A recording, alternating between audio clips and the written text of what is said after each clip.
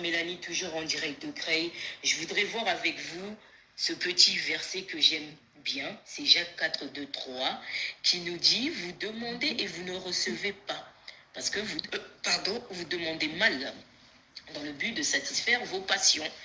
Voilà un petit peu, c'est ce que l'apôtre Jacques souligne le lien entre le désir et le comportement. Il avertit les chrétiens des conséquences auxquelles peut mener la convoitise.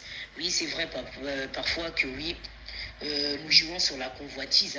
Et je voulais dire à certaines personnes qui sont toujours en train de dire que oui, j'ai prié, je suis rentré dans les gènes, j'ai pas de réponse. Si tu n'as pas de réponse, mon frère ou ma soeur, c'est de revoir ta manière de prière et de revoir vraiment les choses que tu demandes au Seigneur. Et après, il y a certaines personnes aussi, c'est vrai que oui, le Seigneur a déjà parlé. Il a pu parler à travers des rêves, ou il a pu parler à travers ses serviteurs, mais il y a certains qui sont têtus. Et ben, même si on leur a parlé, ben, ça passe pas. C'est ce que eux, ils veulent que ça soit comme ça. Non. Bien aimé dans le Seigneur, c'est vrai que oui, faire la volonté de Dieu, ce n'est pas facile. Mais si le Seigneur t'a sorti de... Je prends exemple d'une situation. Pourquoi tu veux y retourner? Tu veux y retourner? Alors, dis-moi, comme si tu veux y retourner, comment le Seigneur il va pouvoir répondre à tes prières? Parce qu'il se dira que oui, mon enfant, il est têtu, que oui, je l'ai sorti d'une situation, mais lui-même, il a voulu retourner. Franchement, bien aimé dans le Seigneur, parfois, il faut s'examiner, il est important. Il est important. Et pour ceux qui sont dans le désert, qui sont encore toujours dans le désert, qui ne comprennent pas pourquoi leur vie est comme ça, bien aimé, il n'y a pas autre chose. On est maître de notre propre vie et le salut est personnel. S'il y a un problème, cherche vraiment le Seigneur en profondeur. Et quand on cherche le Seigneur, bien aimé dans le Seigneur, on le trouve. On le trouve, notre Dieu.